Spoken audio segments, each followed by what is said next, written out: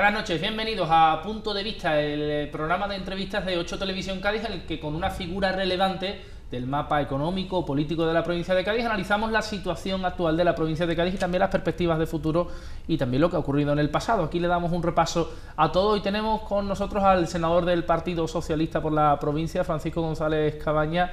Señor González Cabaña, muy buenas noches. Buenas noches. Muchas gracias por aceptar la invitación de 8 Televisión. Gracias a vosotros por invitarme. Usted es senador, ha tenido una dilatada trayectoria política, es senador ahora. ¿Para qué sirve el Senado? Cuéntanoslo, que siempre hay... Bueno, sí, yo sé que además se extendió bastante la especie de que el Senado era una institución inútil.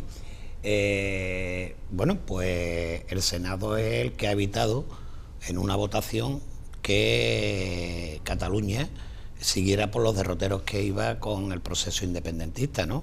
En el Senado es donde se ha votado el 155 y en el Senado es donde está la comisión de seguimiento del 155. Digo por poner un ejemplo, porque el problema de la independencia de Cataluña es un problema que ha preocupado muchísimo a todos los españoles y las españolas, y es esa Cámara. ¿Qué ocurre? Que el Senado necesita, como yo dije antes de ser senador, afortunadamente lo dije antes de serlo, necesita un listing. El Senado no es ningún cementerio de elefantes, como dicen. En el Senado yo quisiera que conocierais a muchos compañeros y compañeras mías de grupo que son jóvenes políticos. Es decir, podemos haber gente ya de la generación de los 50 y algo, los 60, que lo sabemos también, pero hay gente muy joven también en el Senado y gente con mucha inquietud y mucho trabajo político, ¿no? Y como digo, quizás el 155 ha descubierto las posibilidades del Senado, pero es eso y es mucho más. En el Senado hay un trabajo desde el punto de vista, digamos, también de Cámara de Segunda Lectura, que quizás no adquiere más importancia ahora mismo ante la opinión pública por el hecho de la mayoría absoluta tan fuerte que tiene el Partido Popular, lo que nos lleva a pensar también que el sistema de elección de senadores tiene que cambiar, porque no es lógico que en el Congreso de los Diputados no haya un partido con mayoría absoluta y el PP en el Senado tenga esa mayoría absoluta. Algo pasa, ¿no? Y yo creo que eso también ayudaría a revitalizar el papel del Senado como Cámara de Segunda Lectura. Y tercero, tiene que convertirse de verdad y de manera intensa en una Cámara territorial, en la Cámara donde tiene que residenciarse, igual que se ha residenciado el 155, que era un problema, un debate territorial, donde tiene que residenciarse debates como el de la financiación autonómica, que tan importante es para este Estado que tenemos configurado como Estado de autonomía. Entonces, yo no es defender la institución donde esté, sino que conforme la he ido conociendo y cada vez más, me doy cuenta de que el Senado tiene muchas posibilidades todavía por explorar. Usted en el Senado se ha especializado en temas de interior y la pregunta obligada esta semana, como no es ese incidente en la línea de la Concepción en el que varios encapuchados entraron en el hospital de la línea para liberar a un narcotraficante que había sido detenido y estaba siendo atendido de las heridas. ¿Cómo se soluciona el problema de seguridad en el campo de Gibraltar? Bueno, primero en este tema llueve sobre mojado. Sí, yo tengo la responsabilidad de ser el portavoz de Interior del Grupo Socialista en el Senado. Si vamos al diario de sesiones del Senado del año 2017, yo debo tener como 3 preguntas en pleno al ministro en relación con incidentes vinculados al narcotráfico, ¿no? Fundamentalmente provincia de Cádiz, que por desgracia sufre de esa lacra, ¿no? Vamos a ver, la ciudad de La Línea, por ejemplo, es una ciudad maravillosa, con una gente encantadora, que yo diría que en un 99,9 son gente honesta y son gente honrada. Y no hay derecho a que ese 0,1% esté manchando la imagen de una ciudad como La Línea, o esté manchando la imagen en su conjunto de las ciudades y pueblos del campo de Gibraltar. Son una ínfima minoría, pero son una ínfima minoría con un poder, por desgracia, social muy fuerte. ¿Y por qué ese poder social? Porque estamos viviendo todavía, cuando dicen que hemos salido de la crisis, yo no me lo creo, estamos quizás un poco mejor que hace unos años, pero desde el año 2011, con la llegada del Partido Popular al poder, se produjo un recorte social fortísimo, que afectó a la sanidad, que afectó a la educación, que afectó sobre todo a las cuestiones sociales, a la inversión social, que es muy importante cuando hay problemas de este tipo, como es el problema. ¿Qué ocurre? Que la narcoeconomía ocupa los espacios que el Estado deja vacíos. Y eso ha pasado en el campo de Gibraltar, como ya hace muchos años, recordamos, pasó también en Barbate y afortunadamente se pudo corregir a tiempo, ¿no? Entonces, la narcoeconomía ocupa el lugar que debería ocupar el Estado en la atención a aquellas personas que están en mayor riesgo de exclusión social. Y esas personas, como yo digo, la narcoeconomía es la derivada más peligrosa del narcotráfico, sin descartar otra de las que podemos hablar ahora también, ¿no? Y eso hace que se extienda socialmente. Y eso crea esa ley del silencio que hace que esa minoría dedicada al narcotráfico o campe a sus anchas pues, por ciudades como La Línea, por algunos barrios de Algeciras, por Guadacorte y por todos esos sitios. Y eso se extiende al conjunto de la provincia. Es decir, hay pueblos que están a 60 kilómetros de La Línea donde se producen detenciones de personas que colaboran en los alios. Por lo tanto, la mancha de aceite se va extendiendo cada vez más. La narcoeconomía, como digo, es la derivada más peligrosa y eso hay que combatirlo con inversión social. Eso no se combate de otra manera. Es decir, hacer que una persona en riesgo de exclusión social, una familia en riesgo de exclusión social, no colabore con el narcotráfico, necesita de que tengan otras vías para ganarse la vida. Y eso es responsabilidad del Estado. Y eso debe hacerlo el Estado en colaboración con la comunidad autónoma, con la Diputación, con el ayuntamiento que toque, ¿no? Hay que diseñar planes específicos. Yo pienso, por ejemplo, en la barriada de las 3.000 viviendas en Sevilla. Siempre se ha caracterizado por ser un foco de este tipo de inseguridades, ¿no? Bueno, pues desde hace mucho tiempo ha habido un plan de acción con un responsable al frente, que fue el que ahora es defensor del pueblo andaluz, Jesús Maeztu, y que abarcaba el polígono sur. Bueno, yo creo que algunos de nuestros pueblos y ciudades de esa frontera sur de Europa, que en su mayor parte, la de mayor riesgo, es la frontera de la provincia de Cádiz, necesitan de esa inversión social y necesitan de ese tipo de actuaciones, con lo cual le quitaremos adeptos a la causa del narcotráfico. Pero después hay otro componente también importante, y no se puede prescindir de él, y es las carencias con las que cuentan la Policía Nacional y la Guardia Civil en la lucha contra el narcotráfico. Están más que vistos y reconocidos que son dos de las mejores policías del mundo. De hecho, aquí, en nuestras academias de Policía y Guardia Civil, se forman agentes de muchos países. Y después, pues quizás también, porque hemos tenido una desgraciada lucha contra el terrorismo, hemos adquirido una experiencia y un conocimiento, una capacidad de investigación que otras policías no tienen. Pues bien, la Policía y la Guardia Civil no cuentan con los efectivos necesarios en esta frontera sur. Y no cuentan no solo con los efectivos humanos necesarios, ni con los medios técnicos necesarios. Los vehículos de los narcos son más potentes que los de la policía. Hay veces que la policía tiene 2 coches para patrullar para una ciudad como La Línea, mientras que los narcos pueden tener 40 o 50 todoterrenos. Ya es muy conocida el caso puntual del coche escudero. El coche escudero es el que va por delante embistiendo efectivamente, que en caso de que la policía intercepte, remete contra la policía. De hecho, en esta semana pasada hemos tenido 2 guardias civiles heridos de esa manera. Por lo tanto, la policía tiene que tener número suficiente de agentes y la Guardia Civil también, y eso es una responsabilidad del gobierno. Yo recuerdo que en la etapa de Barbate, el gobierno, que entonces hizo un despliegue muy importante de los grupos rurales de seguridad en Barbate, que estuvieron, como digo yo, se quedaron allí a vivir durante un tiempo. Y ese quedarse a vivir allí durante un tiempo significó que cambió el rumbo de Barbate y cambió para positivo. Por lo tanto, la receta en ese sentido es muy sencilla. Contamos con unos grupos rurales de seguridad, con unas unidades de intervención policial, son los conocidos antidisturbios. Pongámoslos a trabajar allí. Mire, si en Cataluña ha habido más o menos desplazados una media de 8.000, 9.000 agentes, aunque en momentos puntuales hayan sido más entre policía y guardia civil, 8.000, 9.000 agentes, pues significa que con el 5% de lo que se ha desplegado en Cataluña, desplegándose, por ejemplo, en la comarca del Campo de Gibraltar, le haríamos la vida imposible a los narcotraficantes. Le haríamos la vida imposible.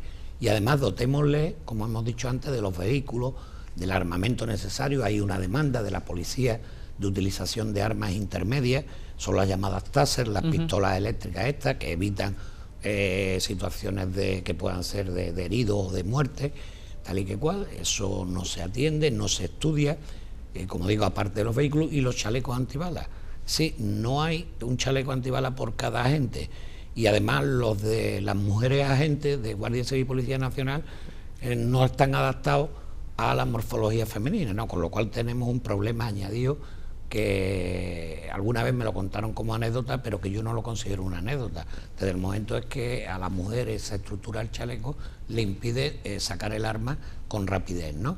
Y puede poner en peligro su vida. Bueno, como digo, todo eso hay que ponerlo en marcha y hay que reforzar las actuaciones judiciales. Sí, hay que crear una Fiscalía Especial Antidroga en el campo de Gibraltar, para que desde el punto de vista del trabajo policial haya después una prolongación en el trabajo judicial, y para eso hay que dotarlo también con recursos más que suficientes que ahora mismo no existen. Por lo tanto, intervención social, refuerzo de los efectivos policiales, de los medios de esos efectivos policiales, la creación de juzgados especiales y Fiscalía Especial Antidroga en el campo de Gibraltar. Y por último, yo añadiría que la situación se puede agravar con el Brexit. Y como se puede agravar con el Brexit, hay que hacer un esfuerzo para crear una zona, digamos, de actuación especial en la comarca del campo de Gibraltar y en torno a la ciudad de La Línea. Yo diría que tiene que haber un tratamiento fiscal diferenciado al del resto del Estado, como en algún momento se hizo en algunas zonas del Estado español, para atraer inversiones hacia esa zona del campo de Gibraltar. Y eso ayudaría también a que la economía sana pudiera sustituir en buena parte a la narcoeconomía y además ser capaz de absorber los, digamos, excedentes laborales que pudiera provocar la aplicación pura y dura del Brexit. La Junta de Andalucía aboga por un Brexit blando, de hecho ha creado un órgano para con Gibraltar y trabajando en ese sentido. Sí. ¿Cree que ese es el sentido? Yo creo que sí, y yo creo que las conclusiones, o una de las conclusiones a las que se va a llegar va a ser esa, ¿no? La necesidad de crear una zona económica especial, y esa zona económica especial tiene que ser atractiva para la inversión, y la atracción para la inversión muchas veces no es a base de subvenciones, como se piensa, es dar subvenciones a subvenciones. No, muchas veces es simplemente un tratamiento fiscal diferenciado. Y yo creo que debemos apostar por ahí. Una plataforma ha convocado una manifestación en La Línea el Día de Andalucía para reclamar mayor seguridad. ¿Cree que iniciativas como estas valen? Mire, todo es bueno, todo es bueno. Yo, de hecho, había leído la noticia, lo que no había visto era el día, y estaba pendiente del día porque yo voy a estar allí. Si es el Día de Andalucía o sea el día que sea, yo voy a estar allí. Porque es bueno plantarle cara al narcotráfico. Es bueno decir que la complicidad con los narcos no es buena. Es bueno decir que hablar y contar lo que uno ve y lo que ocurre es bueno. Y para eso yo creo que hay que estar allí apoyando a las legítimas instituciones que actúan, fundamentalmente el Ayuntamiento de La Línea, que tiene la responsabilidad del gobierno de la ciudad, y apoyando a las asociaciones y organizaciones que luchan desde tiempo inmemorial contra el narcotráfico y sus daños en el campo de Gibraltar, ¿no? Hay que estar con ellos, con las coordinadoras antidrogas y con todas aquellas personas que trabajan en la lucha contra el narcotráfico, los policías, los guardias civiles, con todos ellos. Por eso yo creo que hay que estar allí. Y yo estaré allí porque me siento especialmente implicado por mi responsabilidad política como portavoz interior de todo el Estado español, pero también como ciudadano de la provincia de Cádiz, que creo que es una deuda con toda la ciudadanía honesta de La Línea y del campo de Gibraltar, la que tenemos el resto de los ciudadanos de la provincia, y hay que ir a apoyarles. Nos quedamos también en el campo de Gibraltar porque hay otra reunión, en este caso no de ciudadanos, sino de empresarios, que han convocado en abril una concentración empresarial, lo llaman ellos, para reclamar más inversión en la Algeciras-Bobadilla. El Partido Popular defiende la inversión que está realizando, y además, ante las críticas del Partido Socialista, porque ustedes dicen que tiene que haber una apuesta mucho más decidida por las Algeciras-Bobadilla, dice que el Partido Socialista no invirtió cuando pudo lo que ahora reclama. ¿Qué dice esa No, yo hay veces ya que hay cosas en política, Julio, y se lo digo de verdad tal como lo siento, que son vomitivas, ¿no? Que son vomitivas. Es decir, para mí ya ese es un debate en ocasiones vomitivo, porque además he estado implicado fuertemente en ese debate en mi condición de presidente de la Diputación y de miembro de la Comisión de Fomento cuando estaba en el Congreso de los Diputados. Mire usted, la realidad es la realidad y nada más que hay que mirar. Esto no es cuestión de que uno nos echemos las culpas a otro y que además los recién llegados a la política, de izquierda o de centro liberales, tengan el pretexto del bipartidismo, como en este tema como en todo. No, mire usted, esto es tan sencillo como mirar el cronograma de qué se ha hecho en la Algeciras Bobadilla y con qué gobierno se ha hecho. Y ahí ya se acaban todos los debates. Eso se pone en una pizarra. Mire usted, en los gobiernos del Partido Socialista se ha hecho todo esto en Algeciras Bobadilla y se ha invertido todo esto.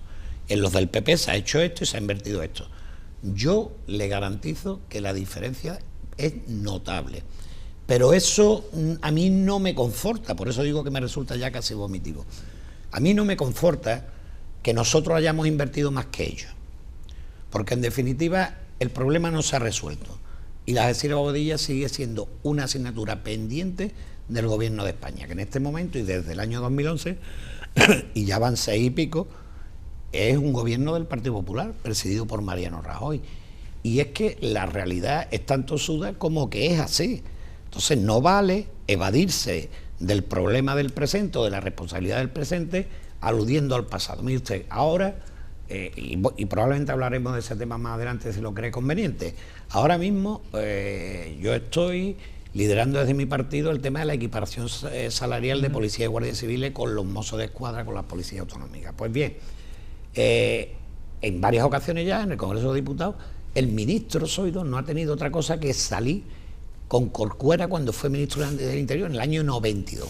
Mire usted, yo se lo digo ya, véame usted de Corcuera, que yo no sé ni dónde yo estaba cuando Corcuera era ministro, ni sé ahora qué pasa con Corcuera. Me explico, pero es una estrategia permanente del Partido Popular, como si no hubiera habido 8 años de gobierno de José María Aznar de por medio entre el gobierno de Felipe González y el gobierno de Zapatero, como si no hubiera habido 6 años ya de gobierno de Mariano Rajoy. Es decir, es un intento, yo creo que cada vez más inútil, afortunadamente, de hacer creer al ciudadano que siempre gobernó el Partido Socialista y que ellos han empezado a gobernar ahora. Sí, es quizás la utopía del adanismo, ¿no? Porque nadie se lo va a creer, porque todos en España sabemos que por mucho que ellos recurran a otros gobiernos de otros momentos, de otro partido, en este caso el mío, ellos han gobernado el tiempo que han gobernado. ¿O es que José María Aznar es una realidad virtual y sus 8 años de gobierno? ¿O es que los 6 años de gobierno de Mariano Rajoy son una realidad virtual? Están ahí. Y además, en los 2 periodos han sido etapas muy duras desde el punto de vista social para los españoles, ¿no? Por lo tanto, como le digo, recurrir al pasado, mirar hacia atrás, solo produce dolor de cuello. Y yo además tengo un problema, que el dolor de cuello se me acentúa, ¿no? Así que no quiero mirar hacia atrás. Yo estoy siempre en el presente y en el futuro.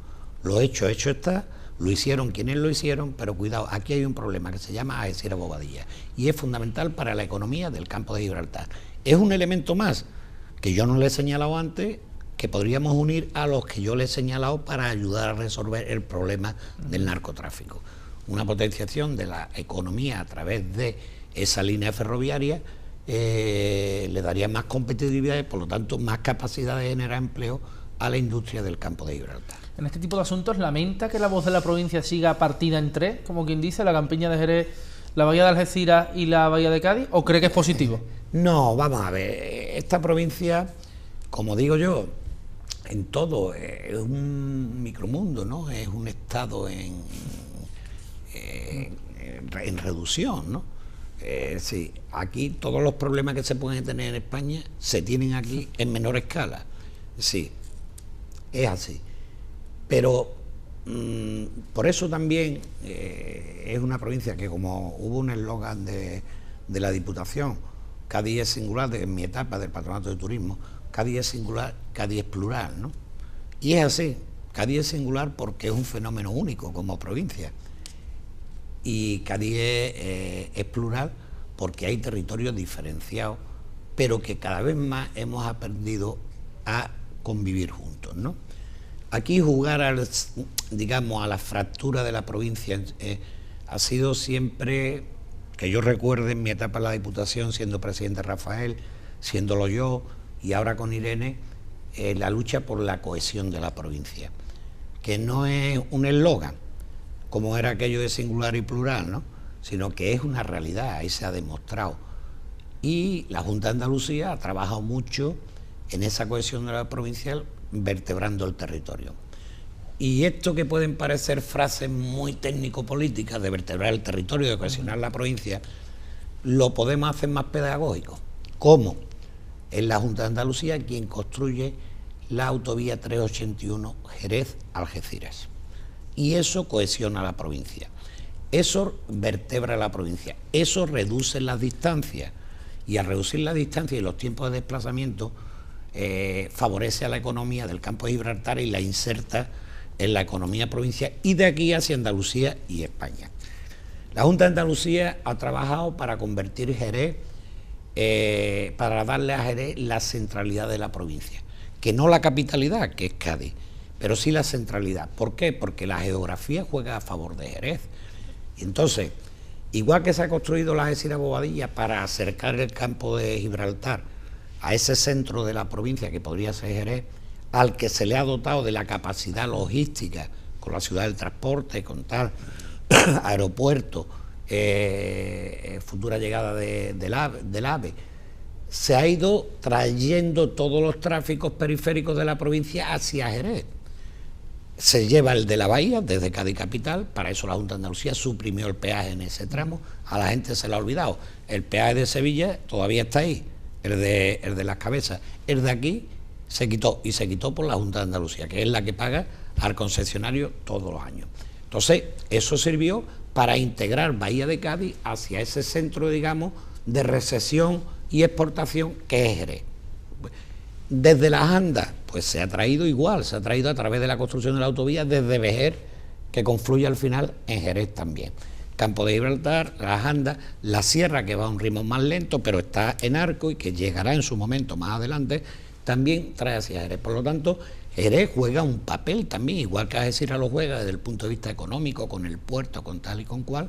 Jerez juega un papel también fundamental en esa centralidad de la provincia. Y en eso ha trabajado la Junta de Andalucía. Las realidades que he dicho son, en su inmensa mayoría, salvo Vejer, Algeciras, Vejer hacia aquí, que lo construyeron a media Álvarez Casco y Magdalena Álvarez, uno del PP, que lo llevó hasta Chiclana, y Magdalena, que la llevó hasta Vejer, que es del PSOE.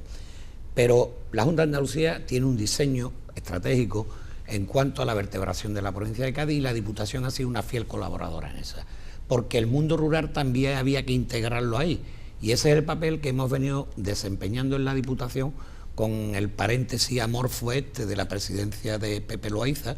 No he visto mayor desidia, por ser políticamente correcto y por el aprecio que le tengo, pero no he visto mayor desidia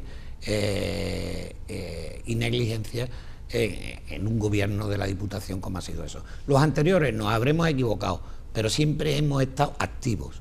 Ahora se instaló la pasividad en ese periodo. Ahora, afortunadamente, con Irene García se ha recuperado ese trabajo colaborador de la Diputación, con Junta de Andalucía y Estado, para que el mundo rural también se integre y se cohesione en este conjunto urbano, porque nadie tiene, salvo Barcelona, Madrid, ninguna provincia del tamaño de la nuestra, desde luego, tiene tres centros urbanos tan potentes como son Bahía de Cádiz, Bahía de Algeciras y Marco de Jerez, ¿no? Y después Cádiz, como digo, Cádiz necesita del resto de la provincia para vivir, y yo creo que ese papel y juega además el papel de la capitalidad administrativa de la provincia, que es importante. Por lo tanto, yo creo que cada uno de los tres territorios tiene sus propias virtualidades, sus propias potencialidades, y lo que hacía falta era integrarlas, y hemos trabajado bastante en integrarlas, se ha avanzado bastante, y yo creo que el camino que se marca ahora siempre es el de la convergencia y no el de la separación.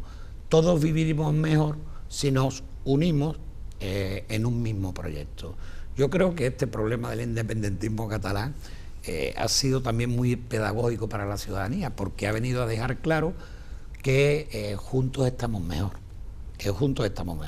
pues en pequeña escala en la provincia de Cádiz juntos también estamos mejor. Ahora le quiero preguntar por esa reflexión, pero si le parece antes vamos a una pausa publicitaria y enseguida volvemos aquí, en Punto de Vista, con Francisco González Cabañas, senador del Partido Socialista por la provincia de Cádiz, aquí en 8 Televisión. Buenas noches.